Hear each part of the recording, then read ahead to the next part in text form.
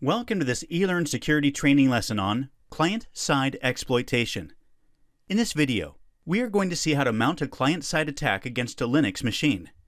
We already have Metasploit up and running, and the module that we are going to use exploits a free use on Adobe Flash Player. The first thing to do is to select the module to use. We can find it in the following path.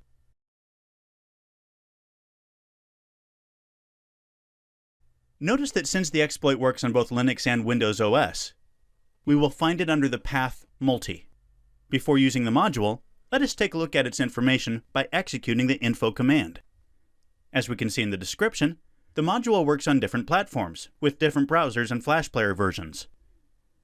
You already know that in order for a client-side vulnerability to work, the victim must perform some action, such as run an executable, click on a link, and so on. In this case, since the module exploits a web browser vulnerability, the victim must open a specific link. As you will see during the video, Metasploit will create everything for us. Moreover, since we are in the same network of the victim, we can run the module on our local IP address. If we were on a different network, we would have to use a public IP or any other address acceptable by the victim. Let's now see which are the mandatory options that we have to set for this module. To see them, let us run the show options command. From the output, we can see that we have to set the server host and the server port. Once again, we are in the same network of the target, so we can leave these options as they are. With this configuration, the server will run on all our interfaces. The only thing we want to set right now is the URI path. This is the link to the web resource that the module is going to create. In other words, this is the URL that the servers exploit. Notice that if we do not set this value, Metasploit will automatically generate a random string. Let's set it to test and confirm. Now the module is configured, but we have to set the payload. If the exploit works, we have to instruct Metasploit which payload we won't run. In this video, we'll try to exploit a Linux machine, so we will have to set the payload accordingly. If we start typing set payload and press tab 2 times, we can list all the payloads available. As you can see, it seems we only have a few generic payloads and then a long list of payloads for Windows. In order to set the Linux payload, we will first have to change the target parameter. So let us show all the available targets by running show targets. As we can see, we can select Linux targets by setting the value to 1. Notice that by default, Windows targets is selected. That's why the previous command didn't display Linux payloads. So let us change the target value to 1 and try to set the payload once again. As we can see, now that we have changed the target value, we can choose the different payloads. In our case, we will select an interpreter reverse TCP.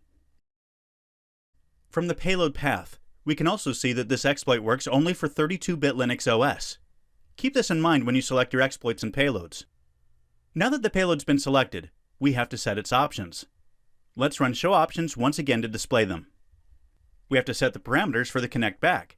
We will use our internal IP address and we will leave the default port. These are the addresses and the port that the victim will use for the connect back. The entire module is now configured. We can execute it by running the exploit command. Once we run the module, Metasploit prints out the URL that serves the exploit. We have to lure the victim to open this URL. Since social engineering attacks are out of scope, we will simply open the link from our victim. Let's then copy the address from the console and switch to our victim machine. In our case, we will try to open the link from Firefox. So let's paste the URL and confirm. And as you can see, it seems that the page is empty and that we have been redirected to a different URL. Let us switch back to our attacker machine and see what happened. Great. It seems the exploit worked, and we now have a new interpreter session. In this terminal, we can see the list of tasks that the module performs, and then the interpreter session connection. Let's now interact with it.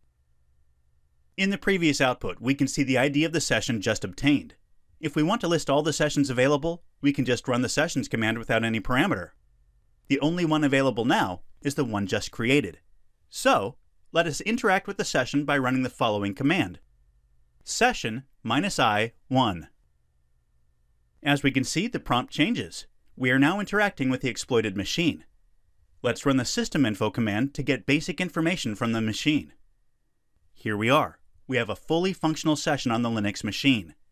From this moment on, we have to run all the post-exploitation tasks in order to escalate privileges, get a persistent session, and of course, gather data from the machine. Notice that the exploit is still running, which means that if the same machine or another vulnerable machine opens the link once again, we will get a new interpreter session. If we want to list the current running modules, we can go back in our Metasploit console and run the jobs command. As we can see, the module is still running. If we want to stop it, we can just run the jobs-k command, followed by the ID of the job. This will kill the selected job, but not the interpreter session created with it. In this video, we've exploited a web browser vulnerability. Client-side attacks may vary depending on the applications and the operating systems we are targeting. For example, we may create the payload to execute with tools such as Veil Evasion, the Backdoor Factory, Shelter, or Metasploit itself. Then, we will have to deliver the payload and lure the victim to execute it. It's up to us to choose the best way to lure the victim into opening the file. This concludes our training lesson on client-side attacks. Thanks for joining us.